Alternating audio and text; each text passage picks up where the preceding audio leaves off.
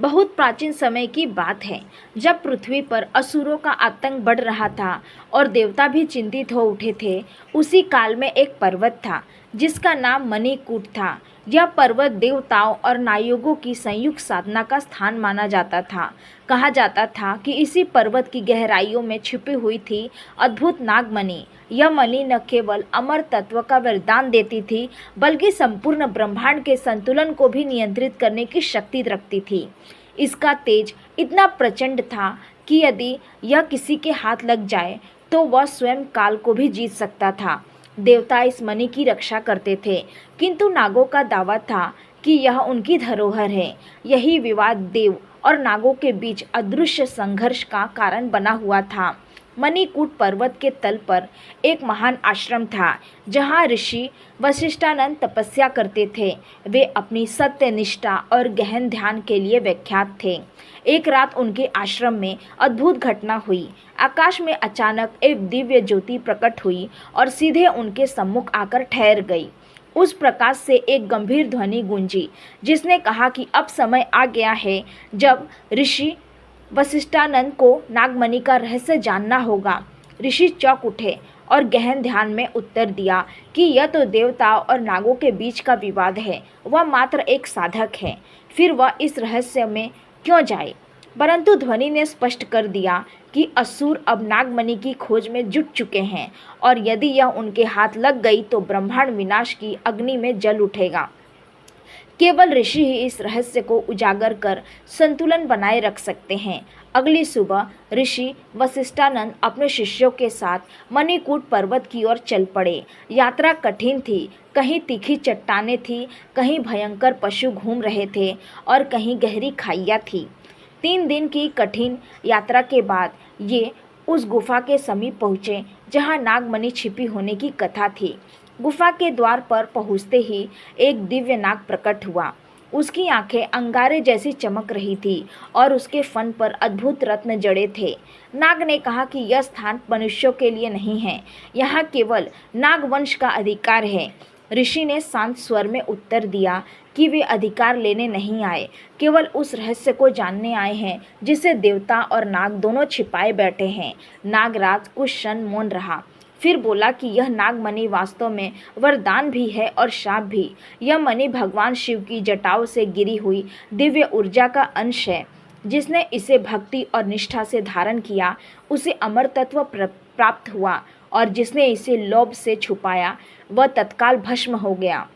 नागराज ने उन्हें एक गुप्त मार्ग दिखाया और कहा कि यदि उनका मन शुद्ध है तो वे भीतर प्रवेश कर पाएंगे। ऋषि ने शिव का स्मरण करते हुए आगे कदम बढ़ाए। गुफा में प्रवेश करते ही चारों ओर दिव्य आभा फैल गई, किंतु उसी क्षण भयंकर असुर वहां प्रकट हो गए।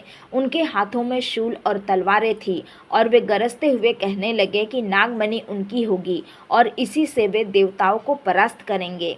ऋषि ने अपने शिष्यों को पीछे हटने का संकेत किया और अपनी तपस्या से अर्जित शक्ति से अग्नि मंत्र का उच्चारण किया।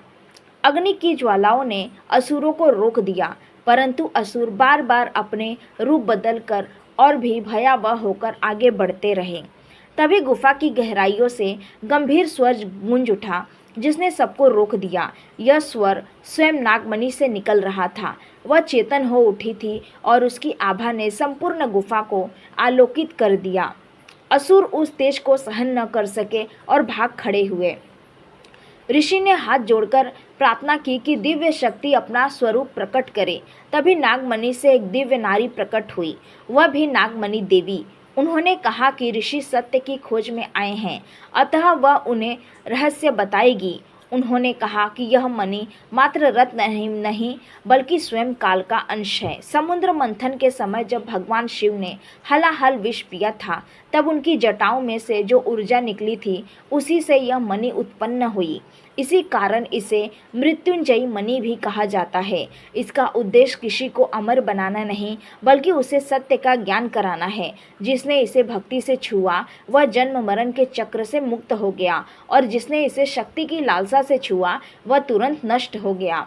ऋषि ने पूछा कि क्या यह मणि किसी को दी जा सकती है। नागमणि देवी ने कहा कि केवल वही इसे पा सकता है जिसने भय, मोह और अहंकार की 3 कठिन परीक्षाएं पार की हो।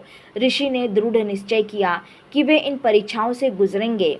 पहली परीक्षा भी भय की। गुफा अचानक युद्ध भूमि में बदल गई। चारों ओर राक्षसों की चमत्कार, रत्न की नदियां और मृत्यु का दृश्य छा गया। ऋषि का मन कांप उठा, पर उन्होंने शिव का स्मरण किया और भय पर विजय पा ली। दूसरी परीक्षा थी मोह की। उनके सामने उनकी पत्नी और संतान प्रकट हुए और करुण स्वर में बोले कि उन्हें छोड़कर मत जाओ, यही उनका जीवन है। ऋषि की आंखें नम हो गई, पर उन्होंने मन ही मन कहा कि यह माया है, सत्य नहीं, और वे मोह से भी पार हो गए। तीसरी और सबसे कठिन परीक्षा भी थी अहंकार की।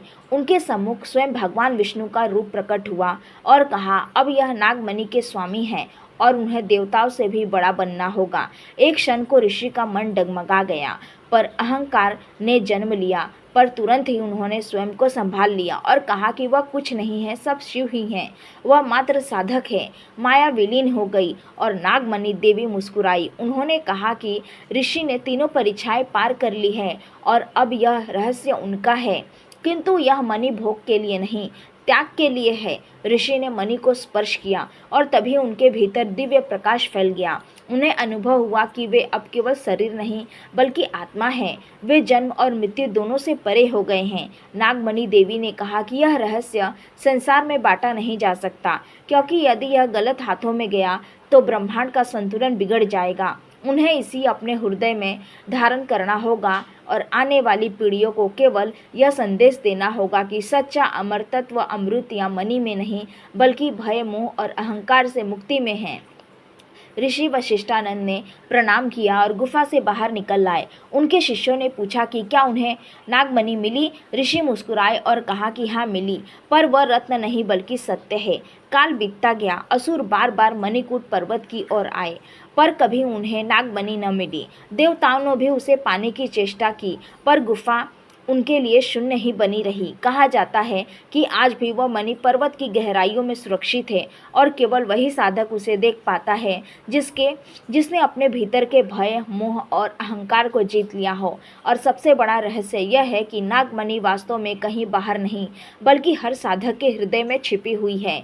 वह तभी प्रकट होती है जब मनुष्य स्वयं को भोग से त्याग की ओर ले जाता है। यही वह रहस्य है जिसने ऋषि को मृत्यु से भी परे कर दिया। अगर आपको ये वीडियो पसंद आया हो तो इसे लाइक और शेयर करना ना भूलें और ऐसी ही ज्ञान से भरपूर वीडियो देखने के लिए हमारे चैनल सुमन भक्ति स्टेटस को सब्सक्राइब ज़रूर करें। बेल आइकन दबाना ना भूलें ताकि हर नई कथा की सूचना सबसे पहले आप तक पहुँचे।